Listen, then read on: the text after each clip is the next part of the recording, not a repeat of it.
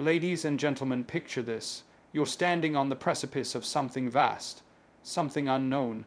Your heart pounds, your breath catches, and suddenly a whisper in your mind says, "What if you fail?" It's that voice that questions your worth, your abilities, your very right to be here. But what if I told you that failure, far from being your enemy, is perhaps the most powerful ally you have?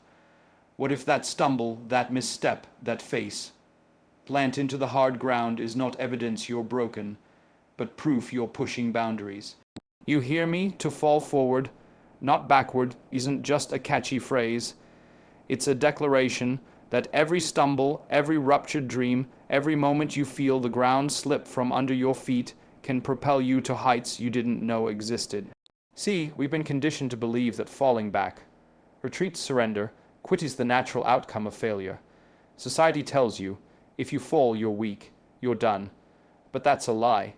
History and psychology show us that the most successful people, the ones you admire, are the ones who fell. They fell hard, they fell many times, but each time they used that crash not to collapse, but to redirect. And that redirection, that turning point right there, is where the greatness happens. Let me break it down. When you fall forward, you're acknowledging something profound. You're learning. You're learning what doesn't work so you can find what does. You're being given data, unfiltered feedback. Think of it like this. Every failure brings a lesson, and that lesson holds the blueprint for your next triumph. Each time you fall, you update your map. You gain clarity on the path ahead. What to avoid, what to hold closer, what to chase with ferocity. That begs the question, why aren't we celebrating failure more? Why do we hide it, stifle it, pretend it didn't happen? Because most people never realize that the moment after a fall is an opportunity. It's the one moment when you're stripped down, clear-eyed, vulnerable, yet unburdened. In that moment, you're honest. You can look at your strategy, your heart, your beliefs, and ask, is this really aligned with who I want to be? That's courage. That's transformation. Now, let me challenge you. What if the fear of falling isn't the real fear? What if the real fear is fear of learning, fear of confronting the truth that you might have been wrong? That question, what if I fail, is really asking, what if I find out I wasn't enough? And that cuts deeper than any bruise. But here's the truth. Knowing you're not enough today doesn't mean you'll never be enough. It means you're human, you're real, you're learning. And that's where the magic happens. We've all watched the child learn to walk. They fall, they cry, the world seems to pause. But then they stand, wobble, and try again. We encourage them, we celebrate them. There's no shame. And yet, as adults, we treat our falls like secrets. We think failure diminishes us. It doesn't. It humanizes us. It reveals our capacity for growth. So when you trip, when you stumble, when you hit that wall and bruise your soul, don't retract, don't retreat. Fall forward, because slipping isn't the defeat, refusing to rise is. And when you choose to stand, to push out of the rubble with raw hands, you're declaring, I won't be defined by this moment. In that moment, it becomes the pivot, the keystone of your greatest comeback. There's psychology behind this. Every time you fall and rise forward, you strengthen the neural pathways that say, I'm capable of more. You condition your mind to see setbacks not as endpoints, but as signposts. That mindset shift, when root deep transforms your whole life, goals that once felt distant become reachable, challenges that once paralyzed you become puzzles you can solve, your resilience compound. You become the person who doesn't just endure adversity, but learns from it, grows, and inspires others to do the same. Think of every failure as a seed buried in soil. It may look dark and messy at first. It may stink, but deep down where the water and the pressure are intense, something stirs, roots grow, a shoot emerges, and someday it's a tree. Shelter, beauty, life, that's you, the soil, it's your struggle. The pressure, your lessons, the growth, that's your emergence. Stumble into a job loss, let that soil your ambition, mess up a relationship, cultivate deeper understanding, fall short on a personal goal. Tend to your priorities and your discipline. The skill lies in what you do next. But here's the test. Most people don't stick around to learn. They bail too soon. They shake off the dust, but not the lesson. They say, "That's done, next." They miss that the next moment is a fork. You can either keep walking in circles or pivot toward growth. To fall forward isn't just about rising. It's about steering. It's choosing a new direction informed by the past. That's why accountability matters. You fall, own it. Own the choices, the failures, the role you played. That's power. Because when you own it, you can change it. You can redirect. You call the shots. You build trust, not only in others, but in yourself. I face it. I handle it. I grow from it. And please, the world doesn't owe you a smooth ride. The universe isn't out to break you. But it's sure not going to stop breaking you. Every aspiration worth chasing will push you into the unknown. You'll make mistakes. You'll falter. It's part of the territory. The question then becomes, do you refuse the route, or do you press forward, charting unknown ground with courage and humility? Let me give you a vision. Picture yourself a year from now. A year after your fall, you're bruised, sure, but stronger. Your vision is clearer. Your heart's bigger. You're wiser. Your voice, it resonates. Because you speak from experience, you've walked through fire. Your success isn't built on flawless execution. It's built on scars, each one a story, each one a lesson, each one a reminder that you chose growth over comfort. And that is magnetic. People see that, they feel that, they want to be around that, they want to learn from that. You become the lighthouse that guides them through their storms. So here's what to do. Every time you trip, lean into the fall. Feel the sting, note the truth, ask what's the lesson, then pivot, shift, adopt a new plan and move, not with arrogance, but with humility, not with fear, but with faith in yourself. The power isn't in avoiding failure, it's in mastering your response. Now ask yourself, how much of your potential is buried under fear of failure? How much more could you achieve if you saw every mistake as fertilizer? How much bigger could your life be if you fell forward every damn time?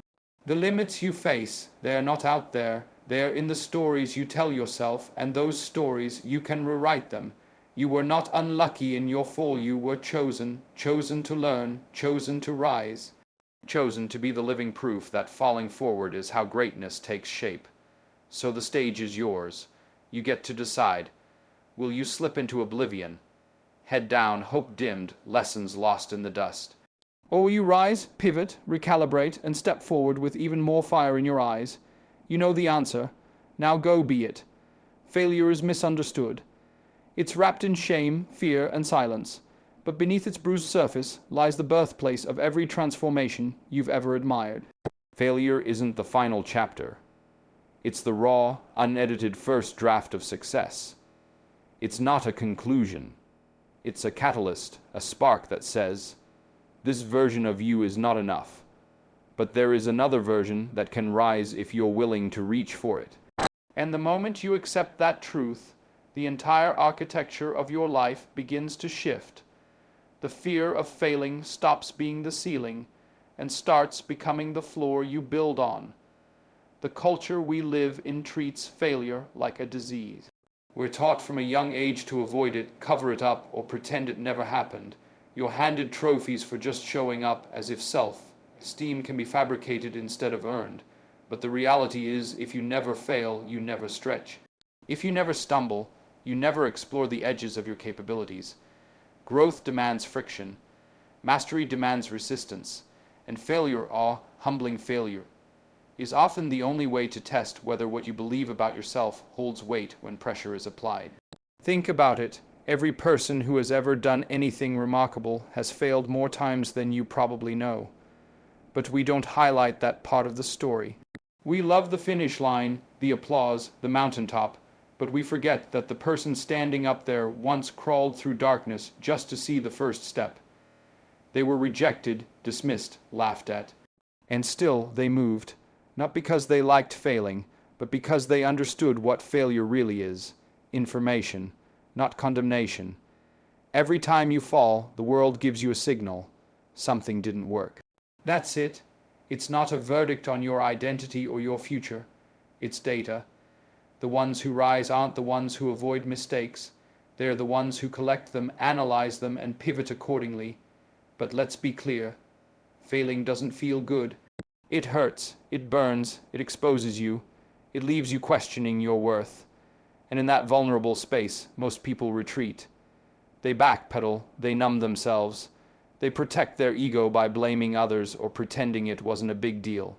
But those reactions, they're defensive mechanisms, they keep you stuck. They rob you of the very insight that failure was trying to hand you. If you're courageous enough to sit in the discomfort of failure, to really sit in it, you'll notice something: clarity. You start to see what you didn't see before, where your assumptions failed, where your preparation lacked, where your ego led you off course. And now, with that clarity, you're armed, you're dangerous. Because now, you're working with truth instead of illusion. There's also something deeply humbling about failure that nothing else can teach you. When you succeed all the time, it's easy to start thinking you're invincible, that the world owes you something, that talent is enough. But failure brings you back to earth. It reminds you that you're part of a process bigger than you. It makes you work harder, reflect deeper, listen better, and those changes, they're not cosmetic. They're foundational. They reshape your character, not just your performance. And here's another truth: failure can actually fuel your passion. You may think that failing at something would make you want to walk away from it. Sometimes it does, and sometimes that's a good thing. It shows you what you weren't really committed to in the first place. But other times, that failure lights something in you. It wakes you up. It makes you angry. It makes you hungry. You realize how much you care, how deeply you want it, and that ignites a fire that easy wins could never spark. People don't build resilience from comfort, they build it from disappointment and resolve. What happens when you stop fearing failure? Your decisions change, your vision expands, you stop playing small. You stop hedging, you stop constructing safety nets that also serve as cages. When failure no longer terrifies you, you're free to act boldly, to innovate, to risk being seen trying, and that risk, that vulnerability, is where all progress begins. Nothing meaningful is created without it. Every great invention, every powerful piece of art, every social movement that ever mattered, it all began with someone willing to risk the humiliation of getting it wrong. And let's not forget, failure has a way of sharpening your priorities. When you fail, the noise falls away. You get clear on what matters. The distractions, the approval, chasing, the performative nonsense. All of it fades when you're face down in the dirt trying to figure out how to get back up. In that place, your values get tested, your purpose becomes real, and when you get up, it's with intention, not ego. You're no longer chasing success for appearances. You're building it from substance. Think of your favorite athlete, your favorite leader, your favorite thinker. Do you admire them because they never fell? Or do you admire them because they fell and stood back up, harder, smarter, and more focused than before? The world doesn't need more perfect people. It needs more real people. People who fall, own it, and rise again. People who lead with scars, not masks, the next time you fail. Because you will. Take a breath. Let the sting hit. Then ask, what is this trying to teach me? Don't run from it. Don't try to spin it. Let it break you open. Not to destroy you, but to release the parts of you that were buried under illusion. There is no shame in falling. There is only shame in refusing to grow because of it. You're not defined by the fall. You're defined by how you rise and, more importantly, how you choose to live differently afterward. Failure, then, is not a conclusion. It's an invitation to learn, to adapt, to fight smarter. It's not a mark against your story. It is your story, and it just made your next chapter worth reading when life throws you down. And it will. It's not the fall that makes or breaks you. It's what you do in that moment, right after the fall, when your breath is short and your pride is bruised. That split second, that brief window between reaction and response, is where your future is born. Because how you respond to setbacks doesn't just reveal your character. It defines your direction. Setbacks aren't detours, they are crossroads, and your response writes the map from there. People often confuse failure with finality. They believe that when something falls apart, when the job is lost, the dream crumbles, the relationship ends, it's over. But that's not how real growth works. Setbacks are not the end of your story. They are feedback. Painful, yes. Uncomfortable, absolutely. But they are mirrors held up to your assumptions, your preparation, your mindset. And in that reflection, if you're willing to look closely, is everything you need to build your next step. Most people don't respond. They react. They lash out. They blame. They collapse into a narrative that says, "This always happens to me," or "I wasn't meant for this anyway." That narrative becomes a cage, and they start pacing inside it, feeding it with fear and resentment. They reinforce the idea that they're victims of circumstance rather than agents of change. But those who learn to respond instead of react, they don't retreat, they pause, they breathe, they assess the damage without becoming the damage. They ask, "What now?" instead of "Why me?" You can't choose whether or not you get knocked down, but you absolutely can choose how you interpret it, and your interpretation becomes your identity. If you see every obstacle as proof that the world is against you, you'll play small. You'll avoid risk. You'll numb your ambition with distraction or cynicism. But if you view that same obstacle as an opportunity to adapt, refine, or push deeper, you create forward motion, even in the pain. The setback stops being a wall and becomes a turnstile. Let's talk about resilience. Not the kind that gets plastered on motivational posters, but the real kind. The kind forged in long nights of self. Doubt and mornings where getting out of bed feels like lifting a mountain. Real resilience is not about pretending things are okay. It's about accepting they're not and deciding to engage with the mess anyway. When you respond to a setback with resilience, you don't deny the impact. You absorb it, process it, and transform it into action. You understand that the wound isn't the problem. It's the refusal to heal that keeps you stuck, and healing isn't passive, it's active. It's a deliberate process of sorting through what happened, what you believed, and what needs to shift. That takes courage, it takes emotional discipline. Responding to a setback isn't just about bouncing back, it's about coming back wiser, clearer, more aligned. You don't go back to who you were, you step into someone stronger. Now, this is hard truth. Sometimes the setback is your fault. Sometimes it was your decision, your ignorance, your ego that contributed. And that's okay, if you own it. Because taking responsibility doesn't make you weak. It makes you powerful. It gives you the steering wheel. If you caused it, you can change it. The worst thing you can do is deflect responsibility just to preserve your pride. Pride is a terrible leader. It will keep you repeating cycles that don't serve you. Every setback is a test, not of your ability, but of your awareness. Do you see the pattern? Do you see your blind spots? Do you see the lessons that are being offered, sometimes brutally, so you can grow? If you pass that test, if you respond with honesty, humility, and grit, your path evolves. You start operating on a new level. You're not just surviving setbacks. You're being shaped by them. There's also the question of time. Most people want immediate relief when things go wrong. They want to feel better fast, get back to normal, pretend the failure didn't leave a mark. But quick comfort rarely leads to deep change. The strongest responses come from patience. You don't have to fix it all in a day. You don't have to bounce back immediately. In fact, the pause, the silence, the reflection, that's part of your response. That's where your clarity comes from. That's where the deeper version of you starts to emerge. Let me make this practical. When something falls apart, ask yourself 5 questions. What just happened? What did I expect? What can I take responsibility for? What do I still want? And what's the next smallest step I can take? These questions shift your focus from despair to direction. They don't deny the pain, they give it purpose, and purpose is the antidote to stagnation. When you respond to a setback with purpose, you're no longer trapped in survival mode. You're moving with intention. You're not just getting through it. You're using it. You're leveraging the setback as fuel. As clarity, as a reminder of what matters and what doesn't. That shift alone can change everything. People love to talk about comebacks, but comebacks are not about glory. They're about process. The most powerful comebacks are made in quiet moments far away from the spotlight. They're made when no one is watching, when you choose to train again, to write again, to apologize, to rebuild, to try again without applause. That's the response that matters. Not the one you post on social media, but the one you live in silence. It's easy to respond well when things are going your way.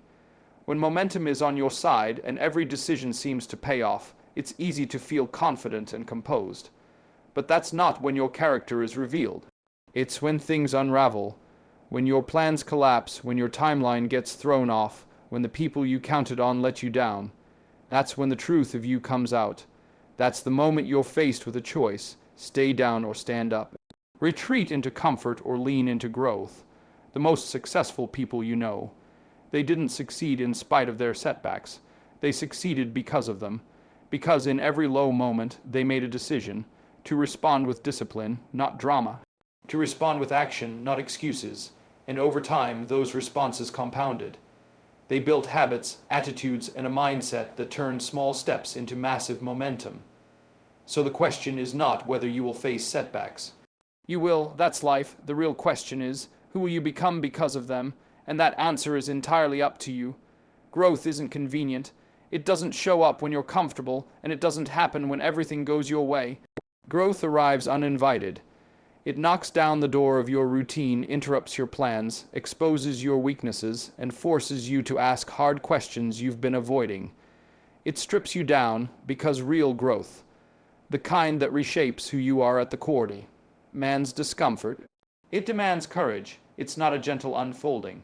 It's a tearing away of illusions of safety, of the walls you've built to protect the version of you that no longer serves your future. Discomfort is the cost of becoming more. It's the terrain you must walk through to reach your next level. There's no shortcut around it, no bypass that lets you keep everything you know while still stepping into who you could be. You have to let go. You have to risk. You have to feel the ground shift under your feet and still choose to move forward. That's what makes growth so rare. Most people won't pay that price. They'll settle for what's known, even if it's unsatisfying. They'll cling to old patterns because they're familiar, not because they're helpful. But those who grow, they're the ones willing to stay in the fire a little longer, knowing that something new is being forged in the heat. Courage isn't the absence of fear, it's moving forward in the presence of it. It's doing the thing that makes your stomach turn because your vision demands it. It's showing up even when you're unsure, even when you doubt yourself, even when you've failed before. Courage is a muscle. It doesn't appear fully formed. It's built slowly through repetition. Every time you take a step you didn't think you could take, every time you speak the truth when silence would be safer, every time you risk rejection or embarrassment or defeat, you're building something stronger inside you. That's how growth works, not through information alone, but through courageous action. There's no transformation without resistance. That's the paradox. We want to evolve, but we resist the pain that comes with it. We crave change, but we fear what it will cost us. We say we want to be better, but when the moment comes to stretch beyond what we know, we pull back. That resistance is natural, but it's also the very signal that tells you where the growth is. The discomfort you feel, that's the indicator that you're on the edge of something valuable. If you lean into it, if you don't run from it, you begin to rewire the way you experience challenge. It stops being a threat and starts being a threshold. Comfort zones are psychological traps. They're cozy, predictable. They offer the illusion of safety, but they slowly shrink your world. You stop reaching, you stop exploring, you become stagnant. Growth ruptures that stagnation. It forces you to confront the parts of yourself that are unexamined, undeveloped, or outdated. It's painful to admit that you've outgrown your own habits. It takes humility to say, I need to unlearn this. I need to start over. But that humility is the seed of all forward movement. If you can surrender your pride, you open the door to a wider, deeper, more authentic version of who you are. One of the biggest lies we tell ourselves is that growth can happen without risk. But everything you want that's meaningful, better relationships, stronger leadership, personal fulfillment, purpose, it all requires you to do something you haven't done before, which means you're going to feel uncertain. You're going to feel inadequate at times. That's not a problem. That's the path. If you wait until you feel completely ready, completely confident, completely qualified, you'll wait forever.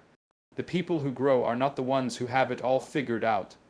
They're the ones who are willing to be seen trying, and trying means failing, not once, not twice. Over and over again, you'll try and you'll fall short. You'll get knocked down, you'll question whether it's even worth it, and in those moments it's tempting to retreat, to go back to what you know, to call the attempt a mistake. But those moments are not dead ends, they're proving grounds.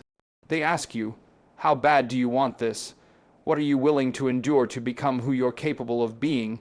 And if you answer with action, not with promises, not with intentions, but with real steps, you begin to carve a new identity. Growth is identity work. It's not just about doing more, it's about becoming more.